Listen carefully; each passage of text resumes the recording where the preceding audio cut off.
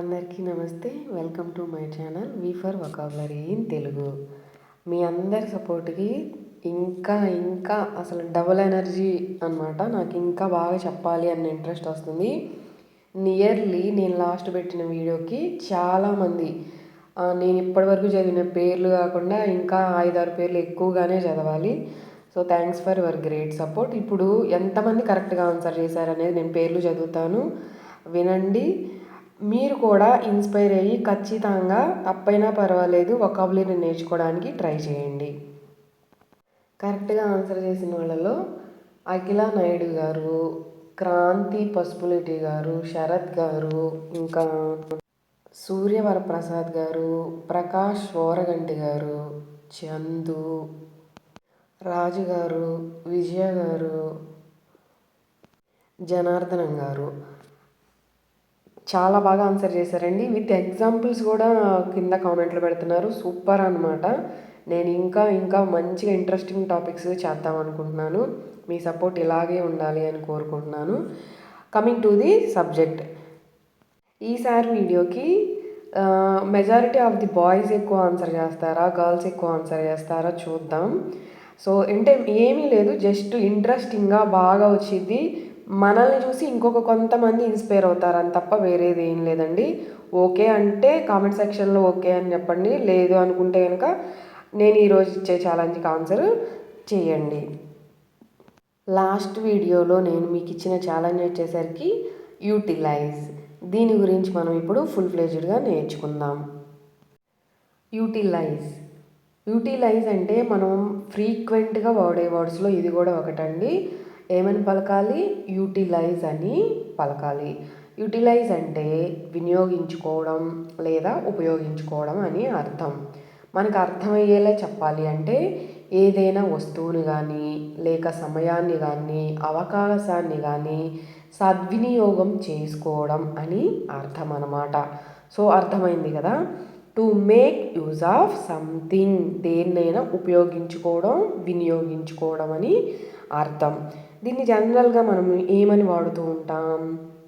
Use, apply, recycle, work, handle, reuse అని వాడుతూ ఉంటాం. అడ్వాన్స్డ్ లెవెల్లో అయితే మనం యూటిలైజ్ అని వాడచ్చండి, గుర్తుపెట్టుకోండి.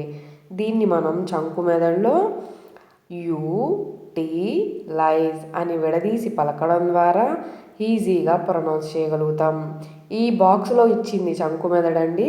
చంకు మెదడు అంటే ఏమీ లేదు, ఎలాంటి కష్టమైన పదాన్నైనా, నోరు తిరగనటువంటి పదాన్నైనా ముక్కలుగా విడదీసి పలకడాన్నే చంకు మెదడు అంటారు.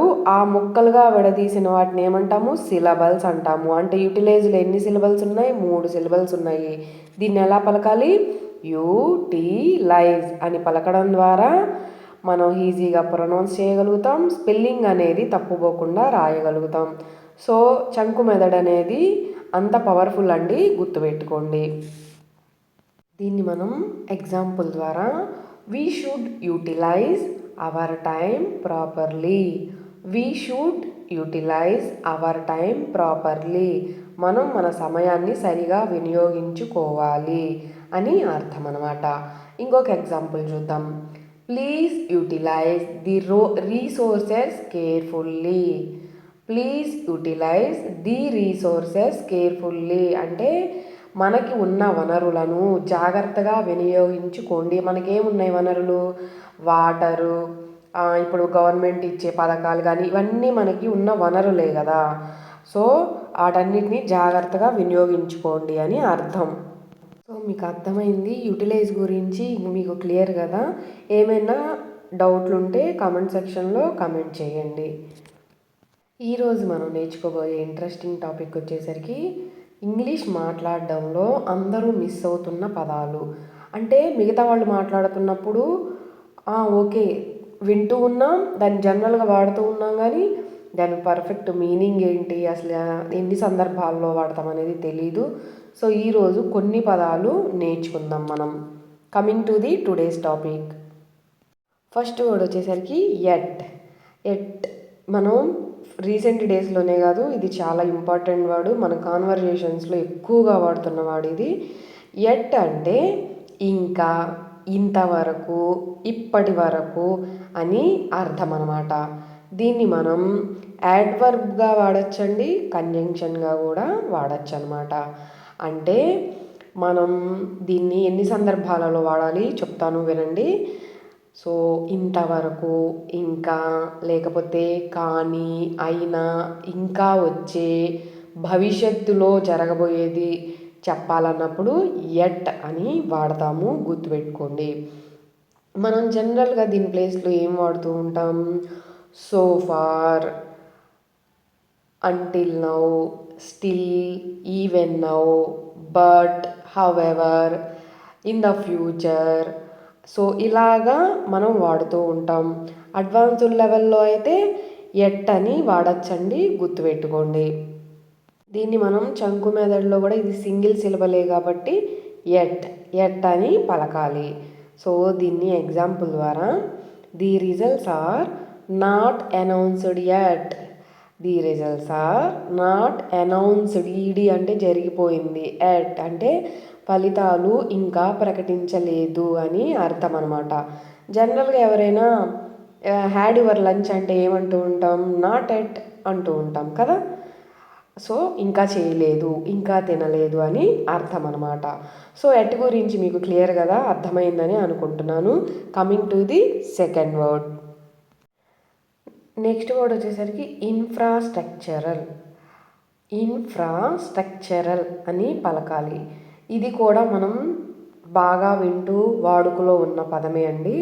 ఇన్ఫ్రాస్ట్రక్చరల్ అంటే మౌలిక సదుపాయాలు, మౌలిక వసతులకు సంబంధించింది. అసలు మౌలిక అంటే ఏంటి ఇప్పుడు చూద్దాం. మౌలిక అంటే ఒక మనిషి బ్రతకడానికి, సర్వైవ్ అవ్వడానికి కావాల్సిన వసతులండి. ఇప్పుడు మన ఒక సొసైటీలో మనకి ఏమేం కావాలి? మనం బతకాలంటే వాటర్ కావాలి, ఎలక్ట్రిసిటీ కావాలి, స్కూల్స్ కావాలి, హాస్పిటల్స్ కావాలి, రోడ్స్ కావాలి. ఇవన్నీ కూడా మౌలిక వసతులు అని అర్థం అన్నమాట. సో మనం ఎలా పలకాలి దీన్ని? ఇన్ఫ్రాస్ట్రక్చరల్, తెలుగులో ఇచ్చాను చూడండి, అక్కడ అర్థమైంది కదా. దీన్ని మనం జనరల్గా ఏమని చెప్తూ ఉంటాం? Basic, base, ground work, foundation, support అని వాడాల్సిన సందర్భంలో అడ్వాన్స్డ్ లెవెల్లో మనం ఇన్ఫ్రాస్ట్రక్చరల్ అని వాడతామండి, గుర్తుపెట్టుకోండి. దీన్ని మనం చంకు మెథడ్ ద్వారా ఇక్కడ టర్ అండి, స్మాల్ కరెక్షను,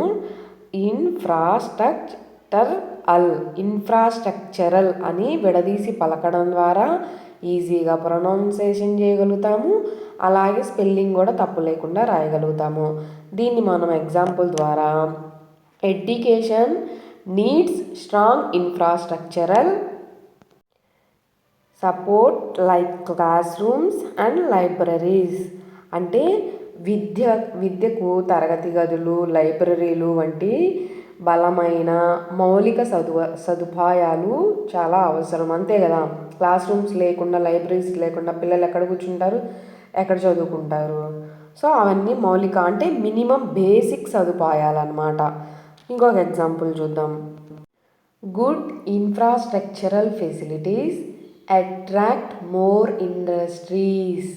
అంటే మంచి మౌలిక వసతులు ఎక్కడైతే ఉన్నాయో అక్కడ పరిశ్రమలు అంటే బిజినెస్లు ఎక్కువగా ఆకర్షిస్తాయి అని అర్థం అన్నమాట. సో అర్థమైంది కదా. Coming to the next word, sluice. ఎలా పలకాలి? స్లూస్. స్లూస్ అంటే తూములు, గేట్స్, లేకపోతే స్లైడ్స్ అని అర్థం. అసలు ఈ గేట్లు ఇవన్నీ అసలు ఏంటి అని అంటే వివరంగా మాట్లాడుకుందాం రండి. స్లూస్ అంటే మన వెనకటి కాలం మన పెద్దవాళ్ళు మాట్లాడే భాష ఏంటంటే తూములు. అంటే దీన్ని మనం నీటిని ఆపడానికి అడ్డుగా పెట్టే గేట్లు అనమాట, తలుపుల్లాగా పెట్టేవి. ఇప్పుడు మనం సింపుల్గా చెప్పాలి అంటే, ఇప్పుడు మనం బ్రిడ్జికి వాటర్ వదులుతున్నప్పుడు గేట్లు ఎత్తారు అంటారు, సాగర్ డ్యామ్స్, ఈ కెనాల్స్ వాటికి కదా. సో వాటి నేమ్ స్లూస్ అంటారు. సో స్లూస్ అనే పదాన్ని నౌన్గా వాడతారండి, వెర్బ్గా కూడా వాడతారు. నౌన్గా వాడినప్పుడేమో a type of gate that you can open or close, అంటే ఒక గేటు లాగా పనిచేస్తుంది, అది క్లోజ్ చేయొచ్చు, ఓపెను చేయొచ్చు అనమాట. అది వెర్బ్గా అయితే to control the flow of water out of or into a canal, అంటే వాటర్ని మనం కంట్రోల్ చేయడానికి, పరిమితమైన వాటర్నే ఉంచి మళ్ళీ క్లోజ్ చేయడానికి, అంటే అది వర్క్ రిలేటెడ్ కదా, సో వెర్బ్ అనమాట. లేదు అంటే నీటితో శుభ్రం చేయడం అనమాట. నీటితో శుభ్రం చేయడం, to wash or rinse with a stream of water అని చెప్పాల్సి వచ్చినప్పుడు యాజ్ ఏ వెర్బ్గా వాడతాము. సో అర్థమైంది కదా స్లూస్ అంటే ఏంటి అనేది. దీన్ని జనరల్గా మనం నౌన్గా అయితేనేమో డ్రైన్, ఫ్లూమ్, గటర్, త్రో అని చెప్పచ్చు. రిన్స్, వాష్, ఫ్లష్, ఫ్లడ్ అని వెర్బ్గా కూడా వాడచ్చు అనమాట.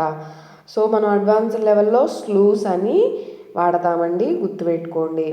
ఇప్పుడు మనం దీన్ని చంకు మెథడ్లో ఇది సింగిల్ సిలబలే కాబట్టి స్లూస్ అనే పలుకుతామండి, గుర్తుపెట్టుకోండి. దీన్ని మనం ఫస్ట్ ఎగ్జాంపుల్ నౌన్గా చూద్దాం. The engineer check the sluices to prevent flooding, అంటే ఇంజనీరు వరదను నివారించడానికి తూములను తనిఖీ చేస్తున్నాడు, అసలు అవి కరెక్ట్గా ఉన్నాయా లేదా అని. సో ఇంకొక ఎగ్జాంపుల్ చూద్దాం, వెర్బ్గా చూద్దాం. He sluiced the vegetables with clean water, అంటే అతను కూరగాయలను శుభ్రమైన నీటితో కడిగాడు. ఇది వెర్బ్గా, సో గుర్తుపెట్టుకోండి. Coming to the next word, consecutive. ఎలా పలకాలి? కాన్సెక్యూటివ్. మీకు తెలుసు కదా ప్రైమ్ నెంబర్స్ మనం జనరల్గా ఎక్కువ వినేది కాన్సెక్యూటివ్ నెంబర్స్. సో ఇలాంటి వాటిల్లో మనం కాన్సెక్యూటివ్ అనేది ఎక్కువగా వాడుతూ ఉంటాం నంబరింగ్ సిస్టంలో. అసలు కాన్సెక్యూటివ్ అనేది ఒక గుణం కాబట్టి అడ్జెక్టివ్ అండి. అంటే అసలు ఏంటి అంటే వరుసగా, అంటే ఒకదాని తర్వాత ఒకటి రావడం అన్నమాట. ఒకే వరుస క్రమంలో ఒకటైపోయాక ఇంకోటి, ఒకటైపోయాక ఇంకోటి జరగడాన్ని కాన్సిక్యూటివ్ అంటారు. లేదు అంటే వరుసగా ఒకరోజు జరిగింది, మళ్ళీ రెండో రోజు జరిగింది, మూడో రోజు జరిగింది, అట్లా అంటే కాన్సిక్యూటివ్ డేస్ అని కూడా అంటూ ఉంటారు. సో అర్థమైంది కదా కాన్సిక్యూటివ్ అంటే ఏంటి అనేది. సో ఒకదాని తర్వాత వరుసగా అంతరాయం లేకుండా వరుసగా జరగడాన్ని కాన్సిక్యూటివ్ అంటారండి, గుర్తుపెట్టుకోండి. సో దీన్ని మనం జనరల్గా successive, sequential, continuous, in series, following, next అని చెప్పాల్సిన సందర్భంలో అడ్వాన్స్డ్ లెవెల్లో కాన్సిక్యూటివ్ అని వాడతామండి, గుర్తుపెట్టుకోండి. దీన్ని మనం చంకు మెథడ్ ద్వారా కాన్సెక్యూటివ్ అని విడదీసి పలకడం ద్వారా ఈజీగా ప్రొనౌన్స్ చేయగలుగుతాము. సో దీన్ని మనం ఎగ్జాంపుల్ ద్వారా the train was delayed for 2 consecutive days, అంటే రైలు 2 రోజులుగా, 2 వరుస రోజులుగా అంటే ఏంటి, 2 రోజుల నుంచి రైలు అనేది ఆలస్యంగా వస్తుంది అని అర్థం అనమాట. ఇంకొక ఎగ్జాంపుల్ చూద్దాం. He వోన్ the championship for 3 consecutive years, అంటే అతడు 3 సంవత్సరాలుగా ఛాంపియన్షిప్ను వరుసగా గెలుస్తూనే ఉన్నాడు అని అర్థం. సో మీకు అర్థమైంది కదా ఈరోజు చెప్పిన పదాలన్నీ. నేను ఈరోజు మీకు ఇవ్వబోయే ఛాలెంజ్ వచ్చేసరికి బియాండ్. ఇది కూడా రెగ్యులర్గా మనం వాడే పదమే. మీరు ఖచ్చితంగా కామెంట్ చేయండి.